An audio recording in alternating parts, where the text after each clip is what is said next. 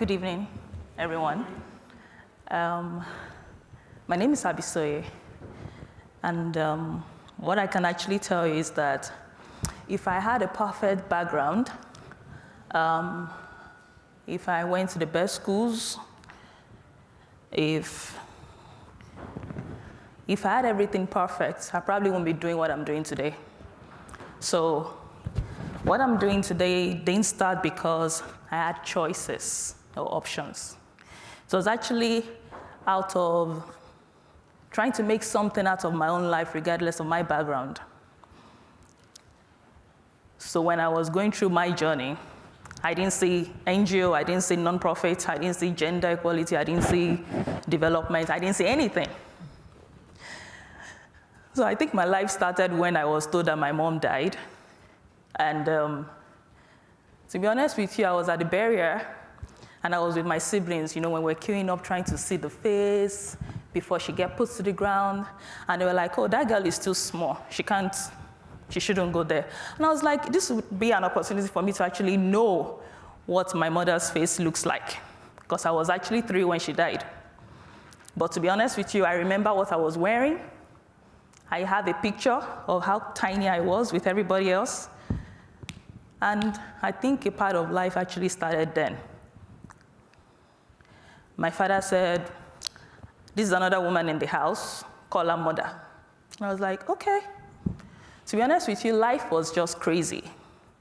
In a typical African setting, not a lot of people can actually take up other people's children and give a proper care. Not a lot. And losing parents, any of them, is actually not a place I wish anyone, because that just means your support system is gone. And we live in a world whereby it is all about the connection, the people that knows your father, those who have helped your parents, those people they went to schools with, that can actually help you with things in life to actually make headway. So, everybody starts sneaking out of the house, because in a way, for you to actually do something reasonable with life, you need to find a way to get out of my father's house. So being beaten was actually a norm. To be honest with you, I got used to being beaten everywhere. I go to school, I get beaten. I'm at my father's house, I get beaten. Just keep beating me. When you're tired, you drop it off. So eventually, to cut long story short, at 15, I left home. And I didn't leave by going to my father to have a conversation to say, Dad, I want to leave home. You don't have conversations like that in Nigeria or Africa. You don't even have conversations at all. Do this, you get it done. Do that, you get it done. That's the way we're brought up. So I remember my sister and I actually ran away from home. She being an American citizen, I wasn't. And I said to myself, if I knew my mom before she died, I would have asked her that, Mom, what did I do to you? Why on earth would you give birth to some of my siblings in the US? And you leave me and give birth to me in Nigeria, because I went through a lot. But I didn't also know that in going through everything I went through, and being able to make something good out of my life would get me to this point. I didn't know. So when we left home, I thought, finally, I've left my father's house. Now I've arrived. But the question is, arrive from where? Then education became very difficult, because when you don't have a support system, you can be an average student, you can be a brilliant student, but you have a slot for 50 people and 500 people are trying to get to that slot. There's no way for you. So I spent 4 years trying to gain a university admission. 4 years. So which means when my friends are asking questions, what school are you? And I'm like, nowhere. To be honest with you, I didn't have a voice, self-esteem was low, confidence was 0. I started running away from my friends because we all went to school together. This one is studying computer science, the person is studying accounting. Abisoye wasn't studying anything. Because to actually gain a university admission, you can do everything you need to do, but in some instances, it's not as easy. I don't know how it is in other parts of the world, but that was actually my own story. I went everywhere, all different schools, different states, just writing exams, nothing. But remember, I ran from home, which means regardless of where I live, my father must not find me because I'm in trouble, big trouble. Trouble in the sense that he would drag me back home to live the same life I was living. So whenever I go to school, secondary school, I return back to my foster parents' home and I'm not going out. So I call that life bondage, but at the same time, I didn't want to go back home. Because when you can't live the life you want to live, I've never been an introvert. I had to be an introvert from an extrovert because I had to stay indoors. So it got to a point, I started telling my siblings, I was like, I think we should go back home. And I need to declare my freedom. I need to be able to move without people telling me that your father is looking for you. Your father is looking for you. Do you want him to find you? He's going to drag you home. So we went back home. And we told our dad that, Dad, these were the things we were going through in your house. And I was like, I can't remember any of those things. Everybody just started crying. That how do you say things like this? We all practically left home because of you and your treatment to us, your children. And you're saying you can't remember. But that was what I needed to do to have freedom in life.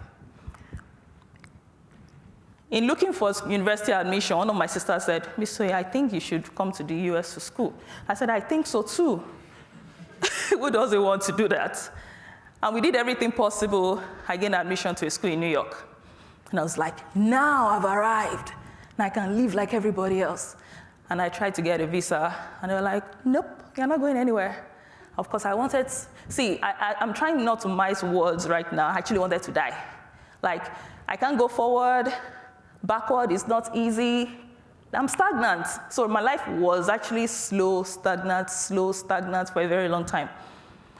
Then I got an opportunity to volunteer in an IT audit firm. To be honest with you, it wasn't fun. It was not rosy.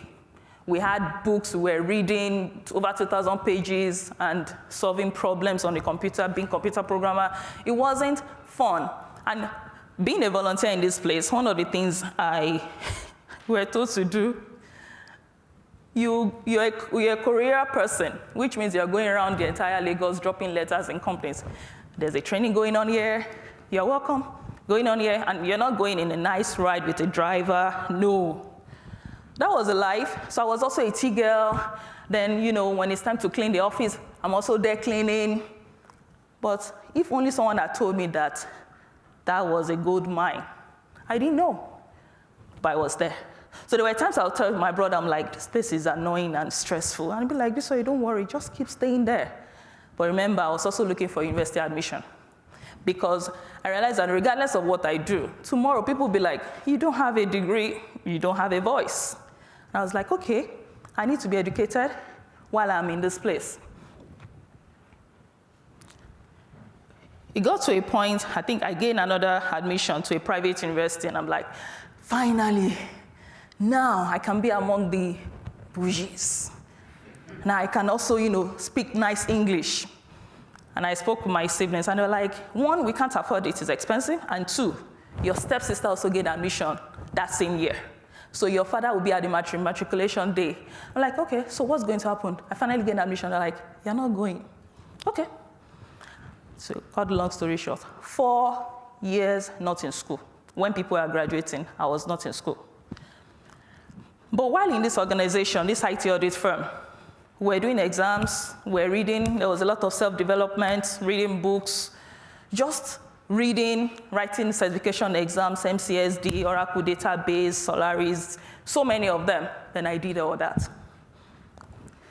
Then I gained admission into a part-time school. And I was like, I'd rather do this than not be anywhere. So I was working, I was schooling, I had a side business, everything at the same time. And it's not like from here to JB. You're talking about from one end of Lagos to the other end of Lagos. So I was so skinny because you are jumping buses. It's not like you're jumping train. Train is nice. When you're jumping buses, when the bus is going and you have to catch up with the bus, you run, and you are doing that every day. That was the life. To be honest with you, I can't tell you if I was living the life, but I was living the life. Then I started noticing some things in school. People were using computers to play games, to watch movies. And I was wondering, there's something wrong because where I work, we use computers to solve problems. We use computers for fraud detection. We use computers to develop ghost workers. Clients come into the organization and they get problems solved using audit command language. It got to a point I was a support staff.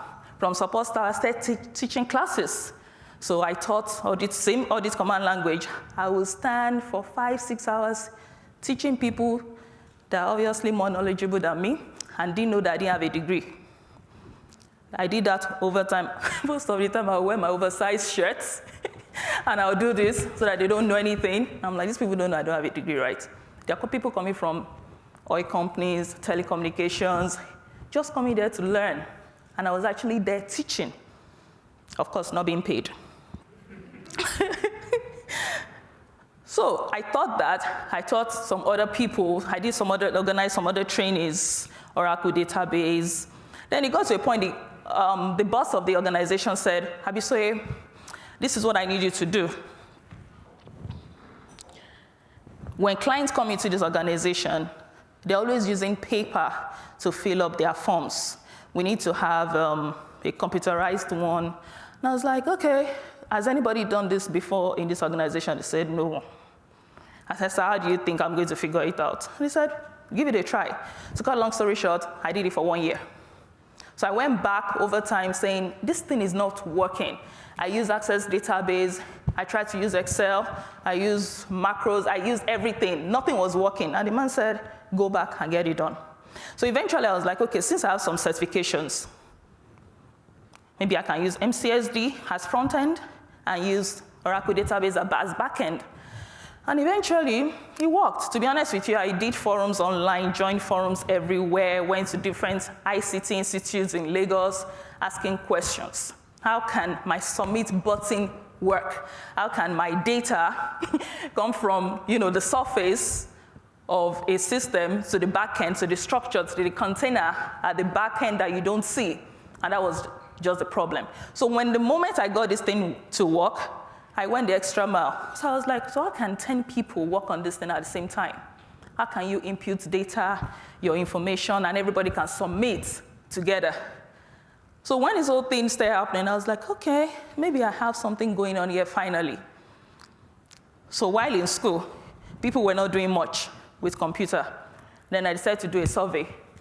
What do you think the computer can be used for? To be honest with you, we gathered about 200 questions, papers submitted. When I read it, I realized that people don't know much about the usefulness and the powerful tool called the computer. So we did a conference. This story is a lot. We did a conference, and of course, to do a conference, and you need sponsors. You need to have, I can't go and say, my name is Abisoye, I need sponsors. You need to go in the capacity of an organization. So I registered a consulting outfit, which the first person who started the registration took my money away and disappeared. The money I didn't even have a lot of anyways. Then I started again. The next person said, the name is approved, you can run. And I printed colored brochures, beautiful proposals, submitted everything. And 2 weeks after, the guy said, that name has been taken. And I was like, I don't understand. The name you told me was approved. To cut a long story short, we did a conference. We had over 2,000 people in attendance, University of Lagos students, learning computers, of course. I did the address, keynote speaker, and I disappeared. Because the logistics, I was wearing many hats. The logistics was on me, what people are going to eat, over 2,000 people. We didn't get sponsors. We got a drink company to give us drinks. I used whatever it was I had in my account to buy snacks for people. Because I really wanted people to go from where they are to using computers reasonably. Use it to solve problems was the reason why I organized that. But I realized I was not even satisfied afterwards. We did a second edition. Anyways, we got a bank to actually sponsor it. And I was like, oh my God, now I've arrived. 7 digits are sponsored. Oh my God, this is great. The moment they paid our money, the satisfaction started again. I was like, okay, so there's something wrong. I thought when you get 7 digits in your lifetime, despite all you've gone through, you get to that point whereby you're doing well. I wasn't happy with myself. I walked towards the embassy and I was like, I'm going for vacation in the US. And they gave me a visa. And I was like, I don't get it. You didn't give me a visa like 7, 8 years ago. You're giving me a visa now? No problem. I got a visa. I was dissatisfied. I came over to the US. Everybody said, you're not going back home, right? I'm like, I'm going back. Because I've gone from nothing, slow, stagnant, to this point. Then there's probably more to do back home. And I was like, I'm going back. And I went back home. While all these conferences were going on, eventually, while reading people's feedback and being in that IT audit firm for 7 years and seeing how women were underrepresented, the only thing I could think of to do with my life was to give back. I won't even call it give back. Was to give everything that gave me a voice to girls who cannot afford it. And when I was starting, people said, you know what, let's go to VGC, let's go and pack girls who are going to private schools, pay millions a year, so that we can use it to shine. And people know that we're doing something. Then we made them do certification. I said, no, it's not going to happen. I'm not looking forward to being seen to do stuff. I want to do what I need to do for myself. That's like the only reason, is like an existence kind of thing for me. So that's how I wasn't going to do that. So we've been doing this work for a very, very long time. It's not as if when I was starting the NGO, somebody said, you know what, this is some $50,000, use it to manage and start. There was nothing. Nothing. So I was able to learn on my feet on how to form partnerships, volunteer work, get friends to volunteer with me. We went from one-off, once-a-week classes to everyday classes. Now we have a center. I mean, even there were times people said, some of these projects these girls are doing, let's help them. And I said, no, I don't care how long it takes. They will get it done. Because when I'm not there, they should be able to justify it. And now you can walk up to them and talk to them, and they'll tell you that this is what I want to do. I want to use your name to form a line of code. And they will do it for you. All these projects, the one you probably saw earlier, took them probably over a year. Besides, they are not there full time. It's an after-school program. An after-school program and the long holiday program. There are 3 projects some girls have been able to do over time. This is one. I don't even need to say anything about this one. The video has done justice. But there is the advocacy too. So what we teach them is, we are teaching you technology, quite all right. But we need you to think. Are there problems in your immediate environment you can solve? So we don't even call it problems. Most of the time we just call it, what are the things you're angry about? What gets you angry when you think about it? And do you know what they do? They just start writing. I'm angry about this, this is going on in my school. Then we merge them in groups, just group them together. You, FGM, together. You don't like beggars on the road, people are begging for stuff together. Before you know what's going on, we have a project. So for the FGM, the particular girl who is the lead of this project is called Break the Blade. Break the Blade. They also came up with a name. FGM is called female genital mutilation. So the girl said, she didn't even tell me this before. She told me later. She said her mother went through it.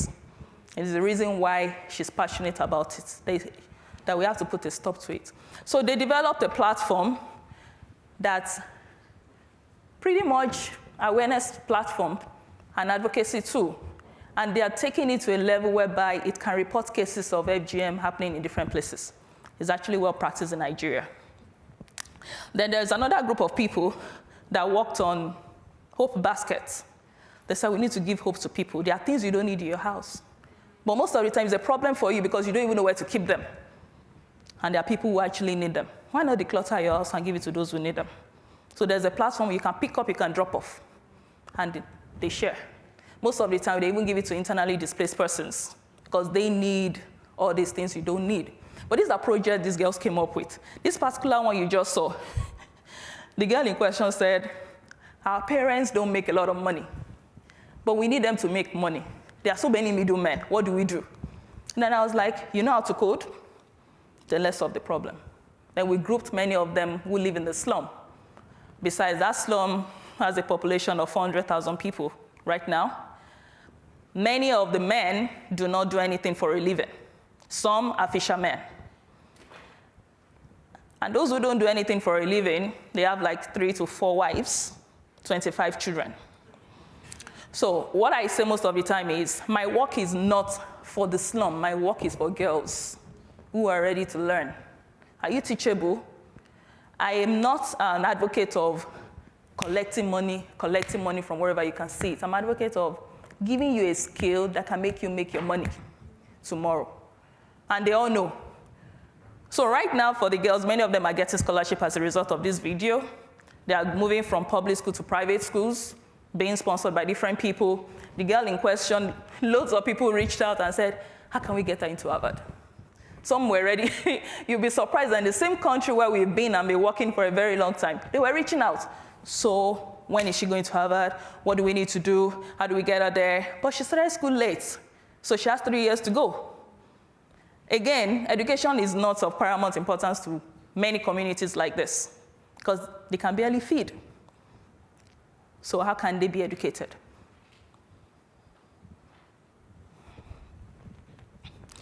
What we have for Pearls Africa going forward, thanks to this platform, so much is happening. We're expanding at a crazy rate. People are reaching out from Canada, from different states in Nigeria, asking for a replication of this program, the same program. It was a bit funny to me because nothing changed that we've been doing for a couple of years, but exposure matters, and the platform that gives you exposure. So because it occurred to me that places where I go begging for funds, many of them are reaching out to ask, what do you need? What's your calendar looking like? What are the programs you have for the year? How can we work together? And I'm like, what? I don't understand. And there are times I work with probably one donor. When I say one donor, at that time, I mean, back in the years, can be $10,000 for 2 years, which means almost nothing to take care of how many people. But we're grateful. But now people are reaching out saying, I've not gotten your proposal requests. I'm like, oh, I'm so sorry, I'm working on it. And I'm like, wow, what has changed?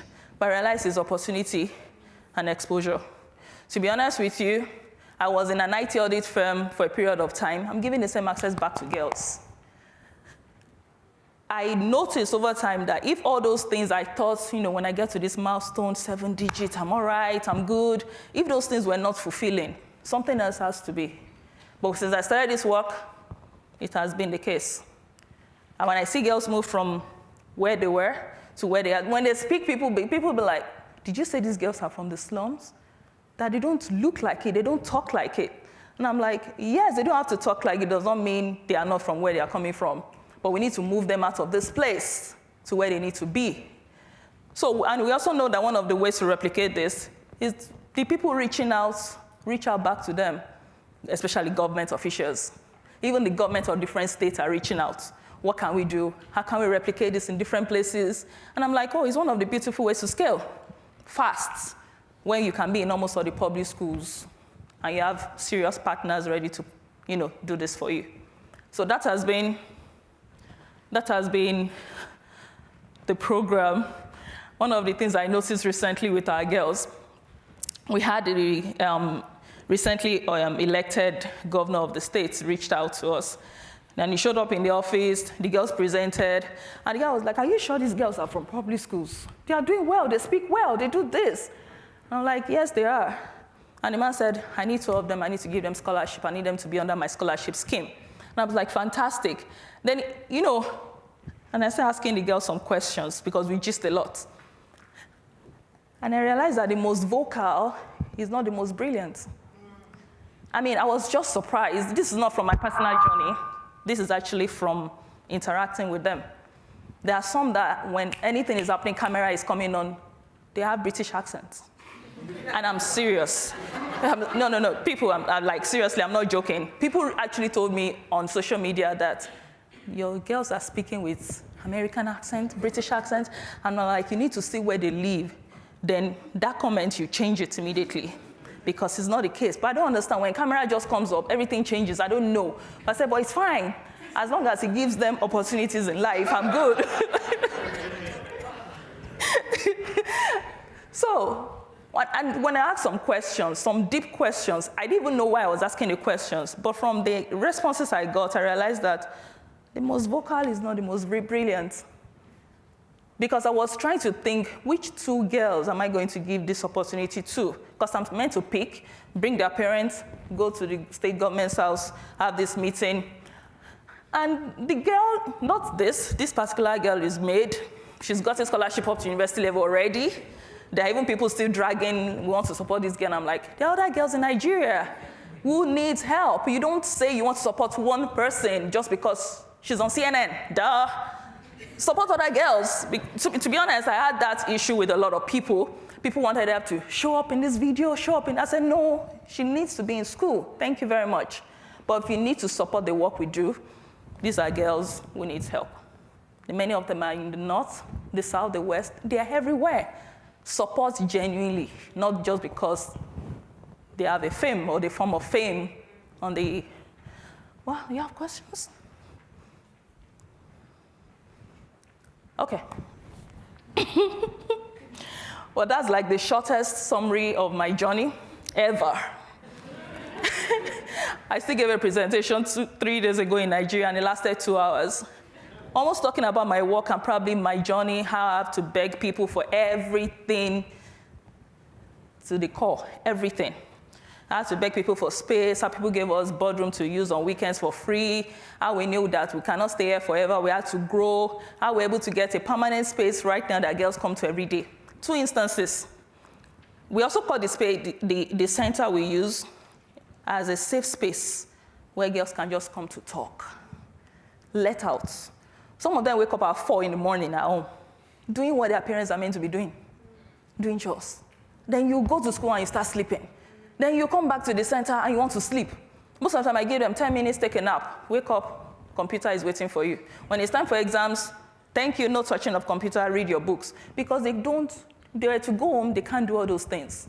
And you expect them to do well in school. It is not possible. United Nations is always talking about how sanitary towers, blah, blah, blah, blah, blah. You'd have probably thought it's a theory that is not happening until I was checking our books, asking, I wasn't around this period, how did you spend money, how did you do this? And they were like, there was a day a young girl actually came back to the center in the morning because they are not supposed to be with us in the morning till after school. And they're like, okay, why are you here? Well, my period started, I need help. I was like, okay. At that point, I saw the realization of that thing saying period should not be the end. Is a period does not mean a period, does not mean a full stop in your educational life. And I'm also thankful that there's a place they can even come to. We didn't get there in a day to have a center that they can feel free to come to. I remember when we were trying to putting things together in the office, there were times they buy sachet water outside, which is not the best.